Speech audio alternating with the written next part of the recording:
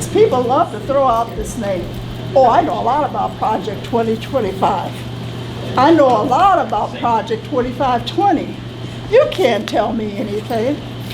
So, we decided, the group, League of Progressive Seniors, to let's put together a program and have you tell us what you see that works and doesn't work, because we're going to have a presentation that you get to pick apart.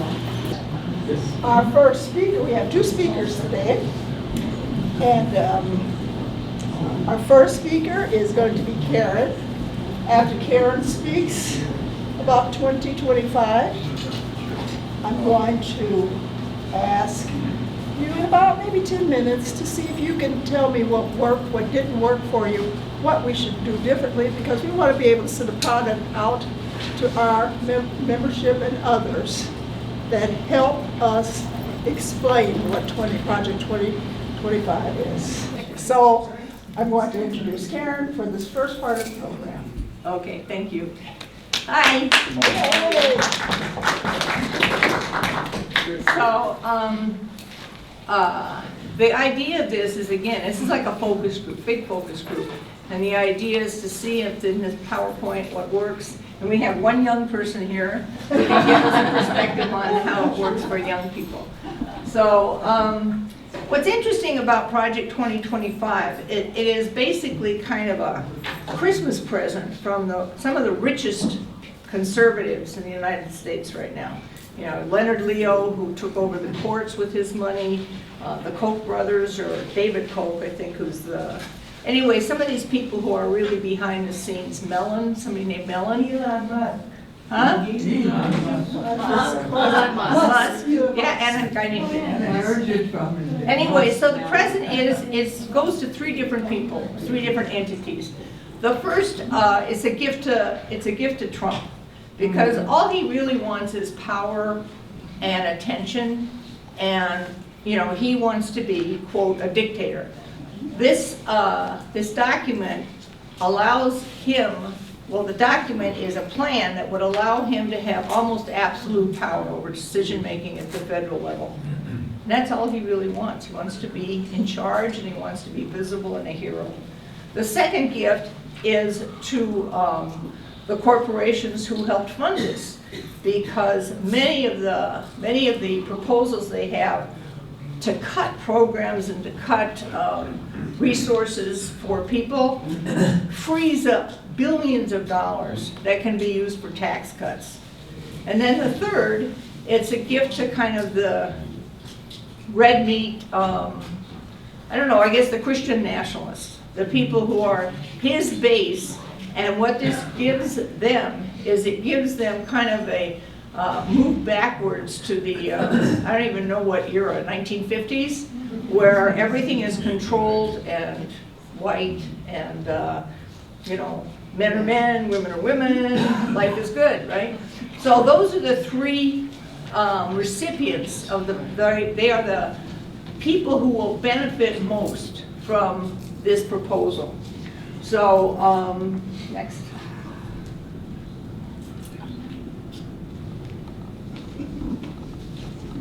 Okay, so 4 pillars. These are the Heritage Foundation. You all know what the Heritage Foundation is? Yeah. Okay.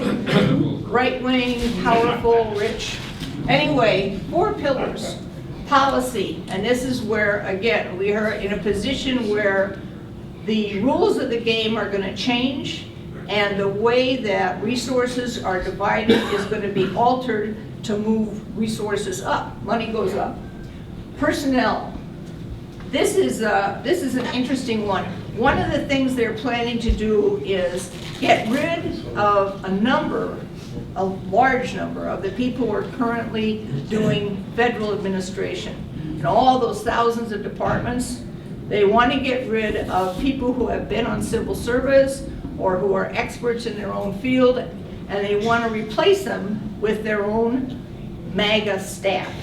So preparation, they have the Presidential Administrative Academy, and they are recruiting people for this academy, so they are trained and ready on January 1st to jump in. And the playbook is the set of plans, detailed plans. This is 900 pages, so it's very detailed plans for how they will move people in and how they will begin to change America in the way that they want. Okay. All right, big one. This is really important because when Trump was in 2016, he was stopped in many instances from doing really stupid things by some of his advisors, because he had some neutral advisors then, but in many ways he was stopped by kind of the machine of government, you know, and the machine of government allows experts from different fields to govern how rules are made in that field, i.e. the environment, how energy is done, Department of Health and Human Services.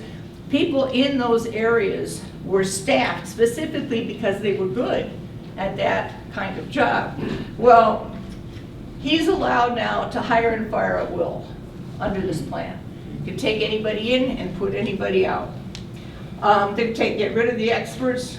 They found a legal way to eliminate the civil service protection, and then again, recruit their own people and be ready on January 20th to battle the deep state.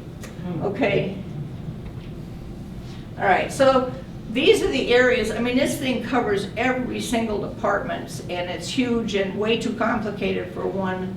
It would be like a 3-hour maxi session. But what we're going to look at is family and reproduction, education, immigration, energy, and senior citizen issues, Medicare, Medicaid. So those are the ones we're going to look at today. Okay, first one is family, reproduction, gender, and sexuality. And right now, this country's not perfect, but people have a lot of freedom right now to choose how they want to live, who they want to live with, who they want to have partnerships with, you know, how many children, whether they want to live in communes. I mean, there is a lot of freedom right now to choose how you want to live your life and in what kind of a structure or system you want to live. Under this one, the idea is traditional married families only. So we're back to the man, the woman, and they have to be married, and they're basically trying to undo all of the liberalization we've had in the last, I don't know, since the 60s or 70s that allows people personal freedom, trying to squeeze it back in to that image of the man, the woman, and their biological children. Okay, so reproductive rights. They're basically going after the whole spectrum of reproductive rights. Here. Okay, right now, pregnant, and you just can't do it, you can't raise this child right now.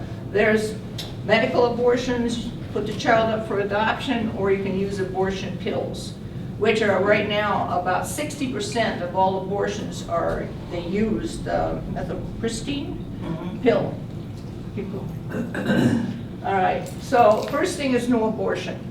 So they want to make sure right now the states have the power to make their own decisions. Under Project 2025, there would be a national mandate, so states would no longer have the power to decide if or when they would have abortion. One thing I forgot to say, anything that's printed in red is a direct quote from the document. You know, the thing is written in such a way that it's really hard to glean the point from a sentence, but sometimes they were very clear. So abortion is murder and harms women. Strike the word from all laws, policies, and regulations. They're big on getting rid of words. And mifepristone, again, over 60%, and they want to take this off the market. So they want to make it illegal for it to be sent from the producer to the clinicians, and they want it illegal from the clinicians to the patients. So they're trying to cut off any access to mifepristone. Now, if we don't want to have children right now, we have a lot of choices. You know, the birth control potential is very strong, and it has really helped. 2 million unplanned pregnancies were prevented through publicly funded birth control. And it has saved $10.5 billion to the communities, national communities, for all to be able to have the abortions and not have all of the problems of unwanted children. No birth control. Now this is the best quote in the entire thing. Heritage Foundation aims to restore sex to its true purpose, ending recreational sex and the senseless use of birth control pills. Good one, eh? That's a direct quote. So they want to get rid of the IUD, the pill. Right now, they're on the verge of having a over-the-counter birth control. They want to eliminate that. This one's good. They want to cut federal funds to women's clinics if they provide contraception, they distribute condoms, or test for STDs. What? There you go. Hey, interesting. If you get again, if you're not doing sex for its true purpose, then if you get STDs, God's punishment. Anyway, and they're big on the rhythm method of birth control. And most of us are old enough to remember the rhythm method. How effective it is. Most of us are here because of the rhythm method. Now, if we want to have children but can't, we have choices. Again, we have in vitro fertilization and surrogacy, or the in vitro fertilization with the biological mother. But there's many ways that people can have a child if there's, medical problems. Under this, there's no in vitro fertilization. This is off the table. And again, direct quotes. Man and a woman can conceive a child without a smorgasbord of interventions. Same-sex couples and single persons can't do this. No amount of technology can alter God's order. Now, one of the things that's interesting about this is that there's two reasons that they use to do this. A, they don't want single women or same-sex couples to have children. This is a way to make sure that they can't have children. And the third thing is, and I just forgot. So, but the main thing is the issue of allowing people who are not in the male-female married sector to, they don't want them to have children. Oh, I know, the other one is, when they do in vitro fertilization, they'll develop a number of little embryos. Embryos, is that it? Yes. And they don't use all of them. So some of them are discarded, some are used for stem cell research, etc. And I don't remember which state that decided that embryos have full personhood, right? Yep. So that each of those embryos is considered a United States citizen and can't be messed with. Anyway, so those are two. Now, this one is interesting, no surrogacy. So you can't have, and again, this is directed pretty heavily at same-sex couples. The surrogacy, and again, they have this horrible thing. We should have compassion for people who walk the road of infertility and loss. But the desire of adults to raise children does not supersede the rights and needs of children. It creates a situation where a child is denied access or a relationship to their biological parent-child relationship. All children have a right to be raised by the people who conceived them. So if you didn't make this baby, you can't have it, And again, this is sort of basically this is a way to rationalize why you can't have these ways for people who can't have children themselves to have children. All right, now this is again one of the things that's happened so much since 1970 is that we have gender and sexuality, we have a lot of choices, and it is more and more accepted, and it is more and more a part of the mainstream of our society. All right, this is pretty awful. They really do want to put that all back in the closet, put it away. Outlaw anything deemed pornographic, treating the public presence and depictions of queer and trans people as a threat to children and families. They should shut down or imprison any individual or company that discusses or shares such depictions. That's pretty radical. you know? So basically, and they're using an interesting legal basis. They're going to use civil rights enforcement on institutions that would allow, you know, any kind of gay or trans lifestyle, because that violates the civil rights of people whose faith does not allow it. So basically, they're turning things on its head and saying, you know, again, the Christian nationalism kind of focus is we have a right to live our lives and not have to see, hear, or talk about anything that kind of seems like it's, I don't know what the word, anyway, it's anything different, anything that they perceive as perverted. So that's it, really civil rights enforcement, and then of course transgender military ban, and they will not protect people at the workplace, no discrimination protection at the workplace. There's also in terms of, basically want to cancel the notion of the concept of non-binary or trans people. Deny the existence of transgender non-binary people and ensure children remain the sex they were assigned at birth. They want to take care, they want to remove health care protection for transgender people. They want to cut funding for hospitals that do any kind of gender-affirming care. And they want to charge teachers with sex discrimination if they affirm a student's gender identity. And again, this is the quote directly. Educators and public librarians who spread the concept of being transgender should be registered as sex offenders, and telecommunications and technology firms that facilitate the spread of these ideas should be, you can't see it, but it's closed down. So they're very serious, and they're very, you know, they're building it into a law enforcement kind of program. Okay, next one is education, and right now our public schools are not perfect. We know they're not perfect, but they are right now providing to every child in this country access to school, access to food, transportation. Teachers are, you know, required to be qualified, receive instructions, and we have, it's basically a system that's moving toward ideal. It's got a ways to go, but it's a good system. And the federal government pays for a huge segment of money that is for low-income schools and protects kids from discrimination, and it monitors. There is a kind of a backup if anybody feels like they have been treated badly. Okay, the Trump mandate, basically, there's two things they want to do. They want to defund public schools. So that means they want to get rid of the Department of Education, close that down. The only thing that agency should do is collect statistics and let people know. So there'd be a repository of education statistics.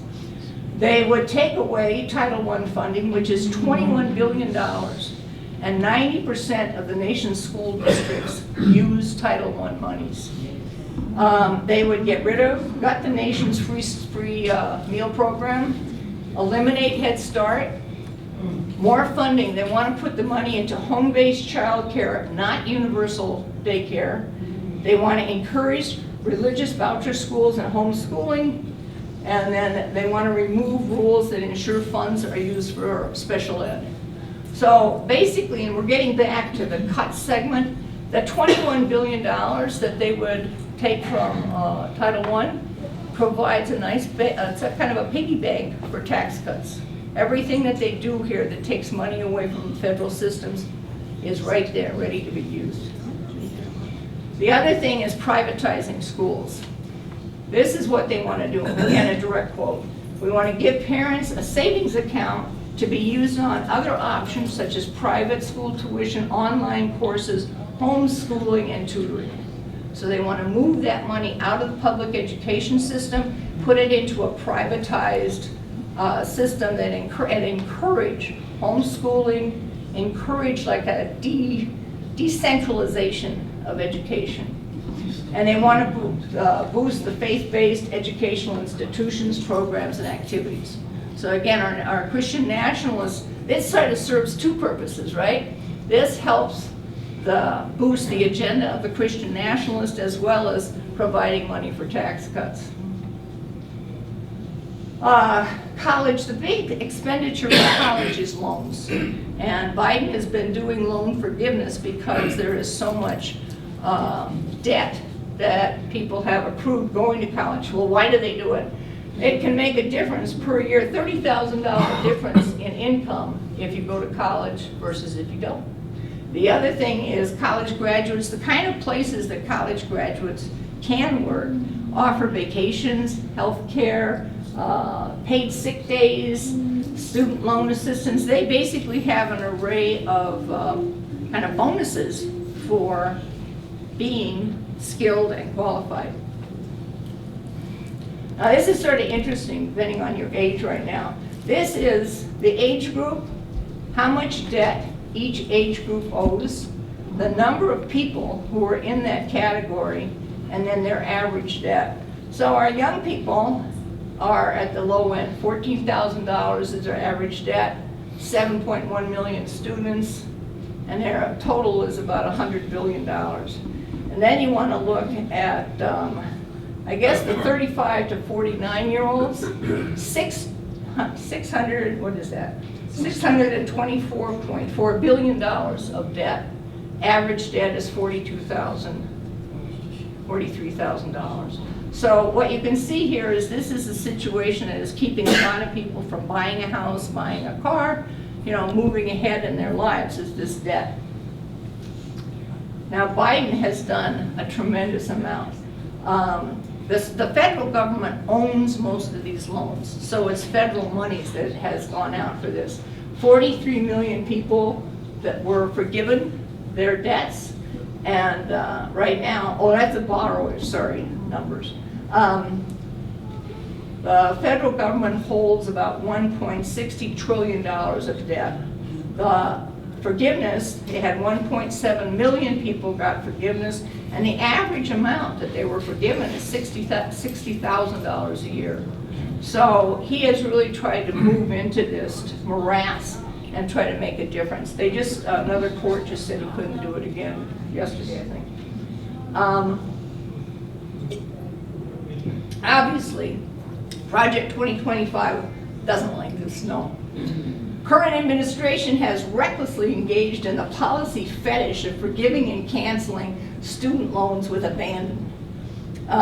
So they're going to end this. All of this is, they will cut $380 billion from the debt forgiveness programs.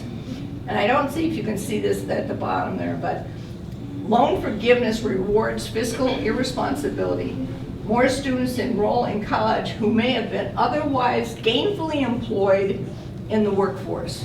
So what's interesting here is, go work at McDonald's, quit taking our money. But in the meantime, of course, we have forgiven how many banks for their defaults, how many, says 4.5 trillion corporation bailouts.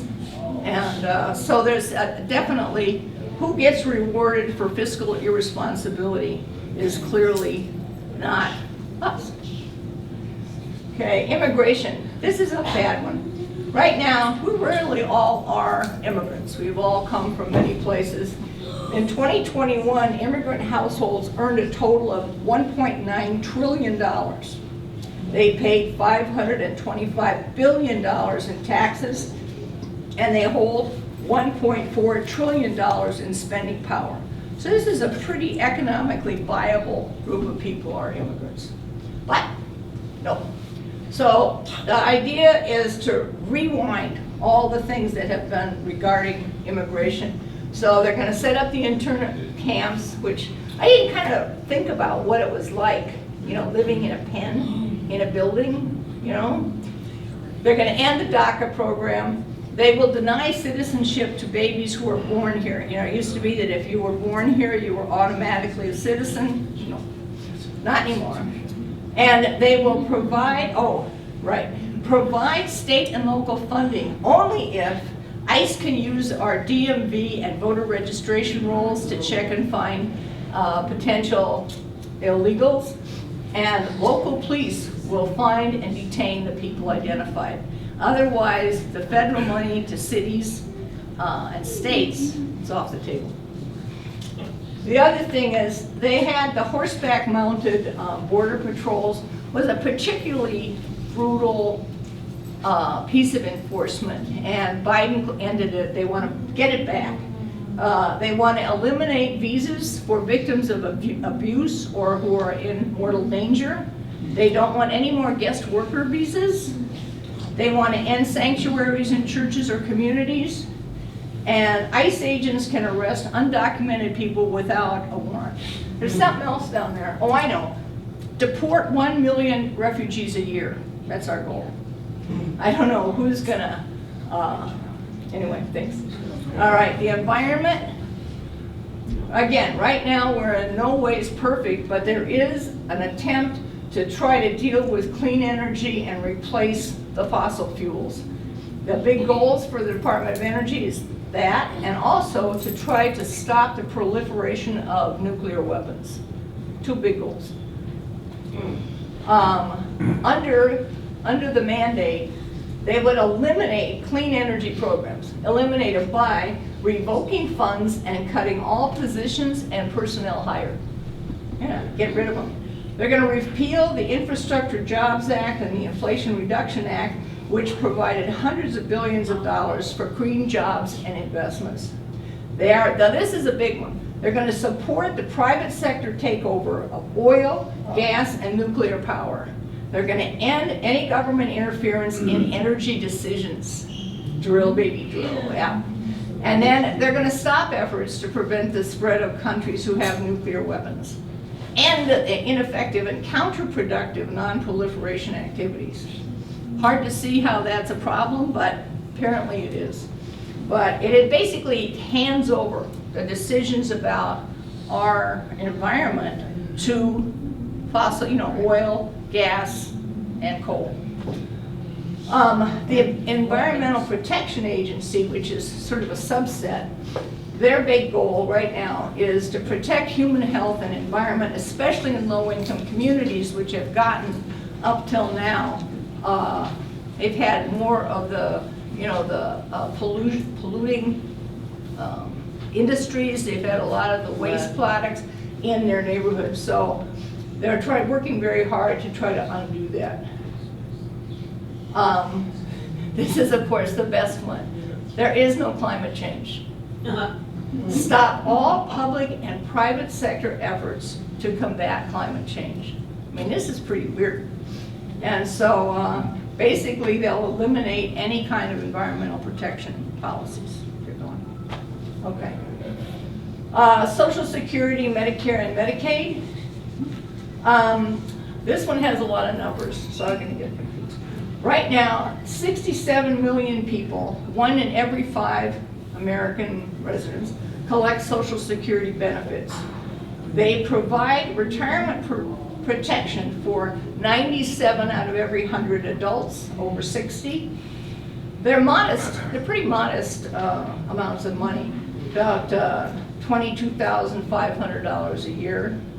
But Social Security has lifted 1.4 million children out of poverty and 16.5 million elderly out of official poverty.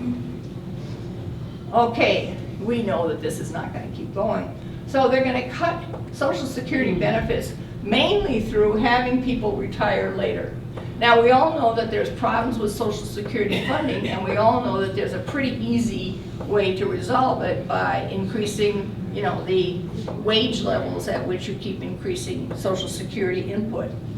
But they are going to raise the retirement age to 69. This will cut Social Security benefits for about 257 million people, 3 or 4 Americans, and people will have to work longer for less. In Wisconsin, 4.4 million people would see their Social Security benefits cut. Now, Medicare, they're pretty much afraid to mess too much with Medicare, but they're going at it sideways by going after the prescription drug assistance we've been receiving. It's pretty hot in here. Do you want to open that back door? See everybody. So basically, they will repeal the Inflation Adjustment Act, which means that Medicare enrollees will pay much more for their medications out of pocket. Overall, Medicare Part D will lose about $7.4 billion in out-of-pocket savings next year. This would increase prescription drug costs to 18.5 million older adults. And Wisconsin, 3 million estimated number of seniors on Medicare will have to pay more without the Inflation Act, the Inflation Adjustment Act. And 142 million people will miss savings with the loss of Part D. Medicaid is a program that helps families and elders and, people with disabilities, seniors, kids, pregnant people, and Medicaid itself does not help adults, but we have Badger Care in Wisconsin, which does provide assistance for low-income adults. This one they're going after. They're going to cut funding for Medicaid. All federal funding to the states will be cut. So you know how we never took it, but we had access to the additional Medicaid money, which we didn't take. That's going to disappear everywhere. So I guess we're pretty well off because we never took it, so we won't miss it, right? So these are the other things that on Medicaid are really dangerous. Time limits on coverage. A certain amount of years and that's it. Lifetime spending caps. Now, for a person with chronic illness, this could be a real problem. States can increase premiums and cost sharing. They can now charge children and pregnant women a higher amount of copay for their care. They are talking, and I think they're serious about requiring people are employed or have jobs to qualify for Medicaid. And this is, so the insurance companies can refuse people with pre-existing conditions.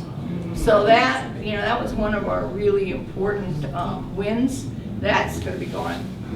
So, and then they're just going to make everything harder to access, the enrollment process, etc. Again, to cut the number of people who are using it. P.S. This is the last little thing they wanted to add. They want to revive the death penalty. All right, let's get going. Let's fry people. All right. The next conservative administration should do everything possible to obtain finality, that means kill, 44 prisoners on federal death row. So that's something that they want to, and they're going to push the states to do too. Did you learn something? Could you use this tool to teach other people something? Yes. What needs to go from this tool? What's too simple? What's too complicated? That's the stuff that Karen wants to know, because it's going to be edited and then it's going to be sent to all of you so that you can use it with your groups and your family, and they can use it with other people. So we want it to be good. So Karen, people have a lot to say. Let's start with Dick and then we'll go. Well, I thought maybe we could go back and getting this flash through screen by screen, just have a little quick thing so we can say, was this clear, was this not clear? It'd be helpful. We can't hear you guys. Oh, He's saying we should go back and go screen by screen. just to real see quick, if just, clear, yeah, if it's not clear. it's gonna, I'm guessing Take a lot of that. time. Okay. I would say yes, real quick. Pastor Vivian? I would like for it, I think that the material is good. I haven't fact checked everything because that's who I am. I would like all of the pictures of Trump taken off. Because if I'm going to use it in my congregations, I don't want to assume that I have people who wouldn't be offended by that and then couldn't hear the information. So I want that done. Every place it says Trump, it needs to say just Project 2025. That picture needs to go away. Project 2025, Part 1, his picture off totally.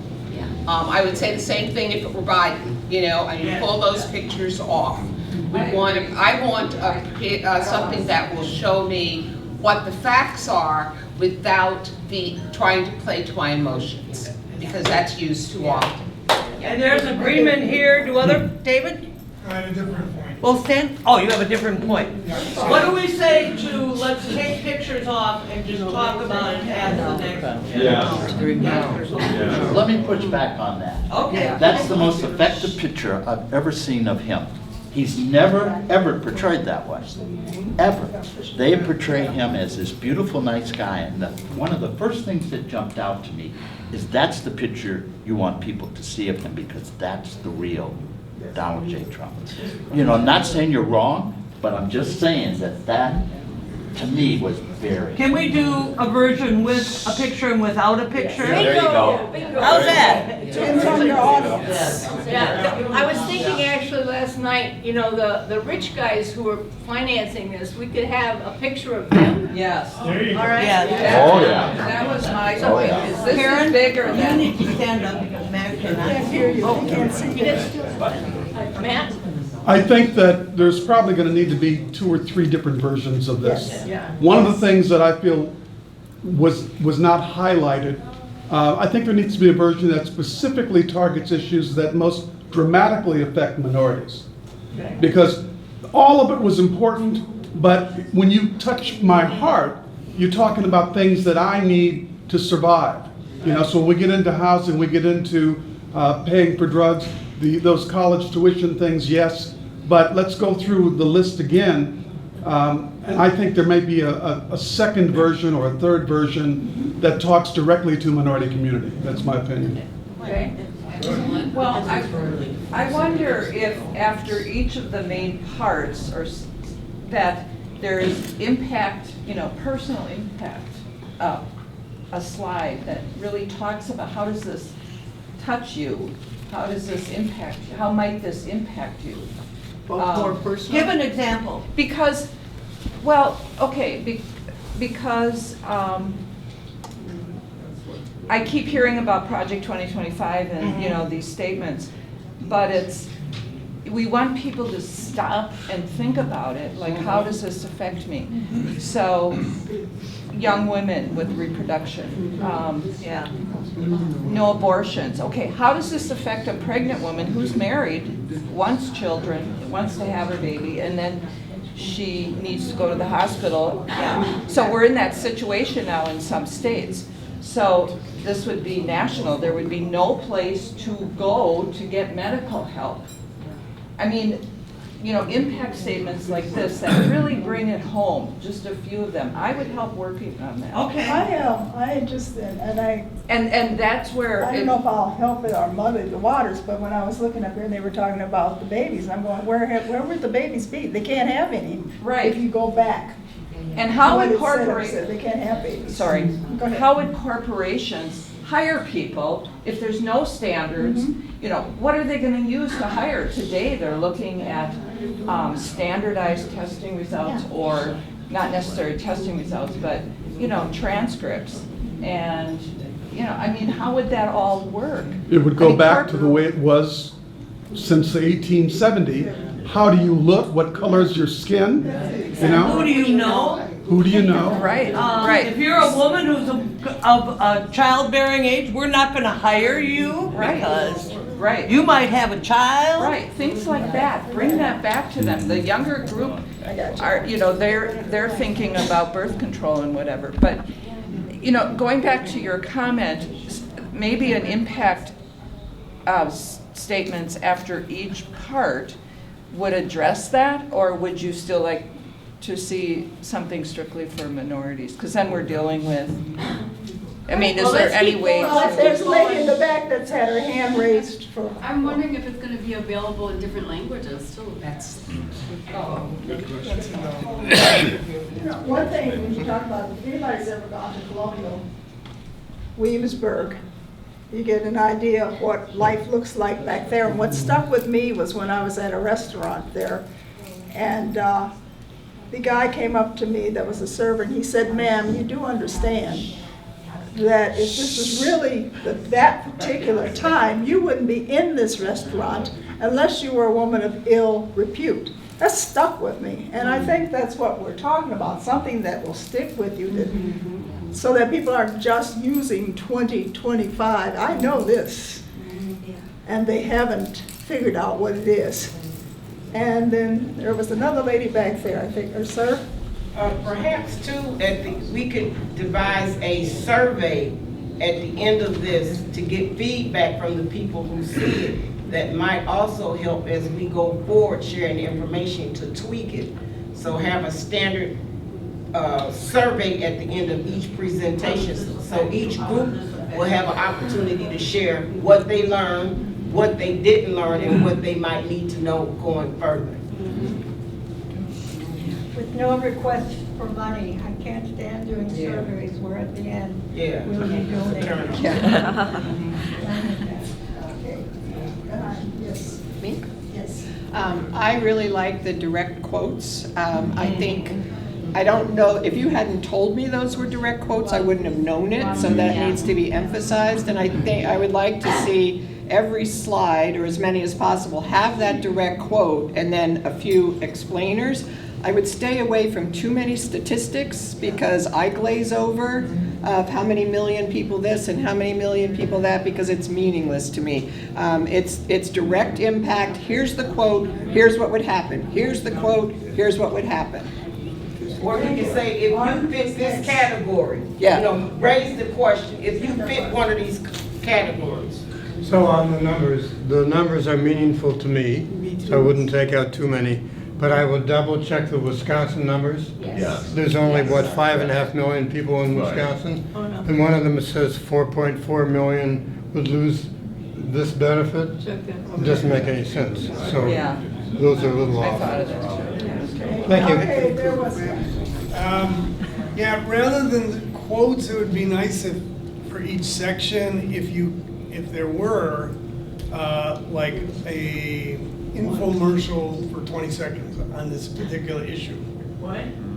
Sort of someone saying like how it would impact me or how it would impact my community, right? But a voice and a face, or at least a voice, rather than just, and I know that these are gonna take time to develop. I guess, But,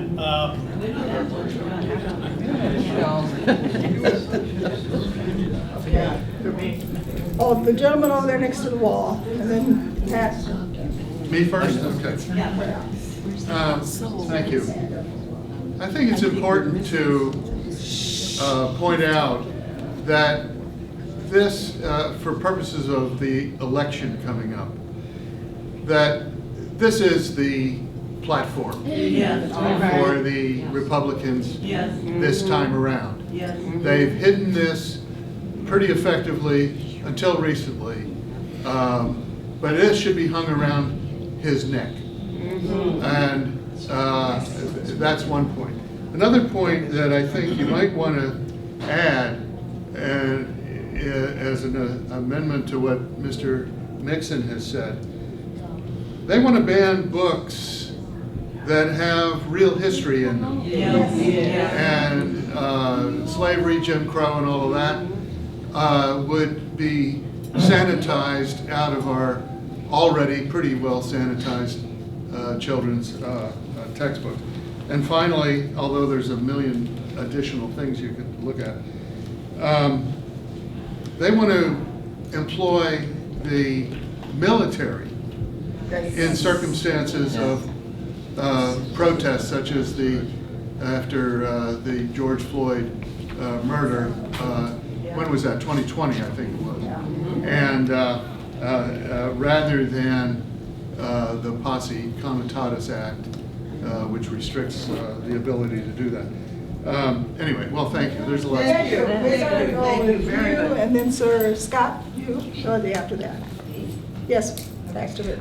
Thank you. You mentioned two of the things I was going to mention. The third thing, and it's implied, what does this say about adoption? Particularly transracial adoption. You know, that's something I forgot. It was in there. They won't allow, well, right now, single people or gay people to adopt. Right. I don't know about the interracial. There needs to be a slide about that. Yeah, yes. Scott? So often we hear Republicans in MAGA and in 2025 say, they want to shut down the Department of Education. They are anti-education from K-3 through college. We need to explain to people this is real. And the reason why they want to end the Department of Education is they want more people to work their farms and their restaurants and clean their hotels and do their landscaping. They really don't want an educated populace. And I'll just quickly say this, they're talking about providing money to private schools, this and that. Well, they want to educate their own kids for free, but they don't want to educate poor urban youth. And we need to explain that to people, because people are going to be very inclined to say, which they already do, no way do they want to end the Department of Education. Well, yes, they do. Yes, yeah. And that goes for everything. We have to give people reasons. Yeah. So I was just going to say that I think you did a really good job, with this overview. But I think that there's so much content in there that like a climate action group would take a segment and then expound on it. So I think it's a really great start, but there's so much, and I think you did an excellent job. One thing we're hoping to do, and that this is long, we're hoping to be able to cut it in pieces. So if there was a meeting of people who were doing environmental work, we might just show that part, you know what I mean, and try to make it tailored to the audience and their specific concern, so. Sorry, Bob, you had your hand up. Trump has denied hardly even hearing about this. Correct. So I would really support tying this to him and maybe headline, he denies this, but here are the facts, and this is really a Trump platform.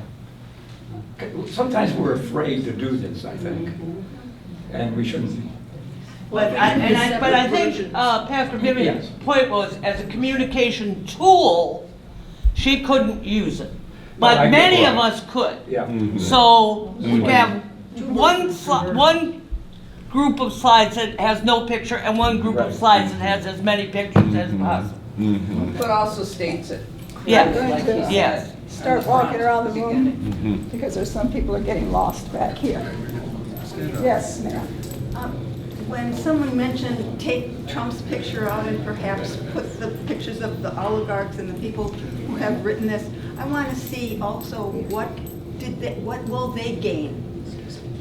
We're learning about what the average Joe loses, but what do these people gain by this?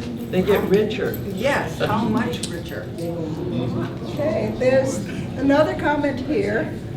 Okay. My question, the election is in November. Yes. The messages need to get out. So how much time are you going to be developing and developing and developing? Yeah. We need, this to me was a educational seminar that was easy to understand, and it makes your heart stop to think of what they're going to be doing. And the public needs to learn about this. So how do we get this message out to the widest audience as soon as possible? We email them the address where they can read this, and we show them the table of contents. We are a very small organization. All of the civil rights movement organizations in Milwaukee are small. We don't have time to do 5 versions or 3 versions or even 2 versions, really. People have got to take it upon themselves to do their homework.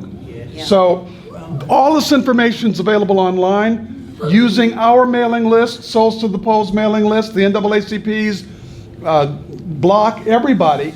We should be pushing this out as fast as we can and hoping that people will do their job is to read. I think there are some of the things recommended today that could be done. I think 2 versions for sure, one with Trump, one without, for 501c3s, to make sure that we add more on race and the issue, of the impact on minority communities, and what else was there? Cut out statistics. We can go through and edit this again and have at least 2 versions, and And we'll do it pretty fast, right? Karen, I have no intention of sleeping until this is done.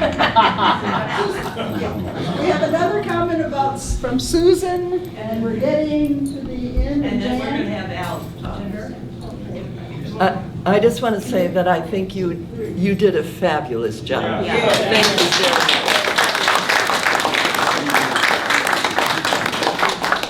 But I also say And those also, who... excuse me, it's hard for me to imagine Trump, who doesn't like anybody's ideas but his own, doesn't adhere to anyone's plans but his own. It's hard for me to imagine him doing this. I mean, I know he could do it, but do you know what I mean? He's in a world of his own. He wants to be in control. He wants to make the platform. Yeah. All right. I do have a Let him finish. one quick one. Wait, When- just a moment, oh. please. Go ahead, Jan. I think the piece about Medicare, Social Security, and Medicaid could be lumped under like the impact on older adults. Yeah. Because I think that that's a huge audience for all of us. Yeah. And you know, the privatization that's planned, the deregulation around Medicare and Medicaid is really very threatening. And this little thing they're doing with raising the Social Security age is only step one, because they don't want to see that system continue. So I think we need to be a little more hysterical, fierce about a lot of things, but I think that impact on older adults would really be a focal point. Okay, and then I promised this lady right here that she was next, and we're gonna, Al, ask you to come up front. Are you aware of anybody in other states or organizations doing something similar to this that we could all sort of mentor each other and how to best? Are we aware of other organizations doing this? There's lots of commentators and TV shows that are right now going into this in depth, but you have to kind of search them out, and then you got to listen for a long time because they're pretty complicated. Sort of the idea of this is, can we make this so people understand it, get it to them fast, and especially those red things. I mean, those are pretty dramatic, horrible things, statements in there. But what about religion? I heard they wanted to nationalize religion, Christian nationalism, and I think that's an important topic. I think they don't say, and I don't remember, they don't say it directly, but you know, the idea of the privatization, it's woven into everything. Oh. For those of you who don't know me, my name's Al Nichols. I know a bunch of you, met you through the years. I got involved in this with Karen back in May-ish, and we had the idea of getting some people to put together a kind of a synopsis of this Project 2025, and she and I sort of took two different approaches to it. Her approach was a kind of a very mass-based, sort of popular presentation, and you just saw it put up here. And I took the approach of trying to do a little bit of a deeper dive into the document itself. And the idea that I had was I wanted to put together a package that would be good for organizations or people who really want to struggle with the content and would be able to put it forward either in the context of the slideshow or by itself. And this would be for organizations and groups of people that can move blocks of votes. The thing that Karen did was more with the idea of being able to show it to individuals in a real sort of a popular way, and you'd be moving, you know, vote by vote to be able to get numbers that way. So what I want to do is I want to make four, you know, really very short points, and then we can get back to the discussion or to the video. The first point I want to make about Project 2025, and this is kind of following on the comments that had been made a couple of minutes ago. Project 2025 is not about Donald Trump. Donald Trump isn't mentioned once in that particular document. He has his own plan, I think it's called Agenda 47 or something like that. It's tied to his campaign. But you there is a reasonable choice to be made to take his picture out of the Project 2025 slideshow and, you know, make it a completely independent document. And the importance of that point is there's a bigger context here than just Donald Trump. This is the MAGA agenda. It's the MAGA agenda that what you're looking has been put together by the Heritage Foundation, and it's not meant as a contribution to a policy debate. They're not talking about policy anymore. The policy thing is over with them. What they have put together is what the Germans would call a Kampfprogramm, okay? A battle plan. It's not tied to Trump, and it will persist after Trump is long dead. This is what they are going to run on for the next 20 years or as long as they're in business. It's true that Trump is not a planner. He's not disciplined. He doesn't think things through, but these people do. And they are in, call it United Front, with Trump to drive this program. And what they are really about is the 4 pillars that Karen put at the top of the program. The school, the graduate program, to train people to take positions of power in the government. The removal of anybody else in the government with expertise from their positions. The specific program to take over the government and run it the way that they want to, and amply described by Karen. What they are trying to do is they aren't talking policy anymore, they're talking strategy. They are not going to win on a better policy because they realize that the policy that they've got is so unpopular that nobody will support it. So the policy debate is over for them. What they're going to win on is a better strategy. They're going to win on a better strategy, and if they win, they're going to govern as a minority. Right now, we've got a political system that operates more or less on a model built on consent. That's going to end. What they're going to do is they're going to put together a governing model that's based largely on force. Okay, and what they're going to operate on is they're going to remove as much democracy as it takes to win power. They'll use as much repression as necessary to maintain their power. Okay, that is what we are up against. We've got until Labor Day, really, to put this message together, massage it as much as necessary, and start to get it out. We have to ensure, and everybody else, everybody in the room is well aware of this, we have to ensure that Trump won't win the Electoral College. And that comes down to about between 7 and 10 states in the country is going to decide that, and Wisconsin's one of them. We have to start planning now for election protection after November 5th.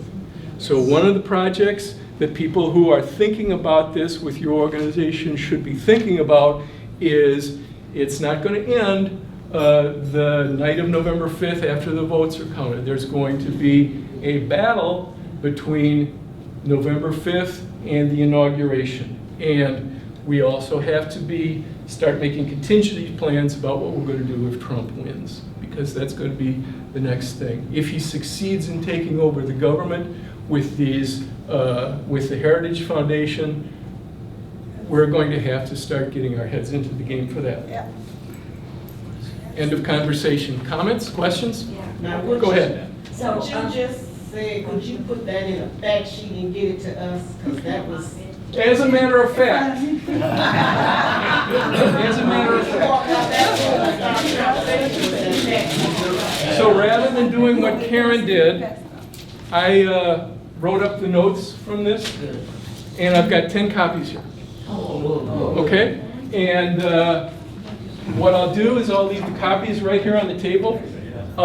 If people want them, it's 16 pages of single-space type. So go at it if you want, but please only take one if you're willing to use it. Get back to me, get back to Karen. We can work on this and improve it, but don't take it unless you're serious. Don't just take one and put it on the table by your bed and I'm going to read it later. Don't do that. Can we download it? You can't download it. So I've got a question. Okay. If there's a difference between Project 2025 and Agenda, you said 47. Yep. Mhm. Why don't we, say that this Agenda 47 is Trump's platform? Okay. And then, do like a slideshow on that so everybody knows what it is. And Okay. What's his campaign platform? Well, I would make the point that we're running out of July. Right. We've got August. Okay? So let's not talk about who should do what. Let's talk about, we got Karen here. And Karen's worked her ass off on this. Okay? But we don't need a lot of, let's do this and let's do that. Let's make this more complicated. We have to make it more simple and get it out. Can I respond to your question? Now, I think that taking Trump out of the 501c3 project is completely smart. But I think in general for the election that we should just cover Trump with this project. Because he's trying to run away from it. J.D. Vance loves it. He loves it. He's going to defend it. Trump's going to say, oh, I don't know. But I'm just saying I don't care if he has a different agenda. This agenda is the one that his donors want. And so whether he's disciplined or not, this is the players. And I think he needs to be draped in it. He needs to be draped in, you can't have sex anymore unless you're gonna have children, You can't get your Medicare medicine because we need the money. You know what I'm saying is we want him to be portrayed as a really bad person, That's what he is. Yeah. I think that people need to know that one of the reasons that Trump picked J.D. Vance is because he can push this. He understands the concept of Project 25, and he's smart enough to push it. Trump won't push it, but J.D. Vance will.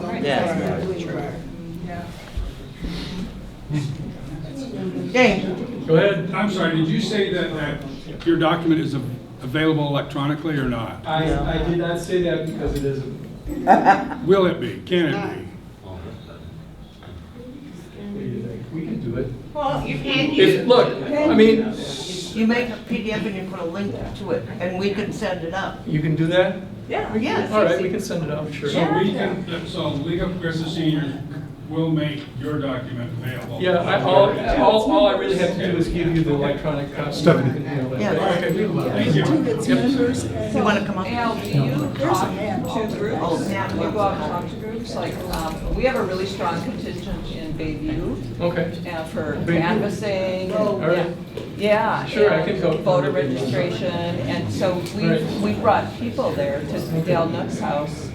And this would be really good for them to hear. All right, yeah, I can do it.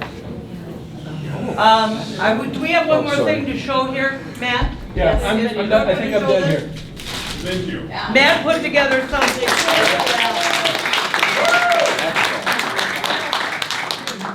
Another tool. Advisors have created a 900-page blueprint of their agenda for a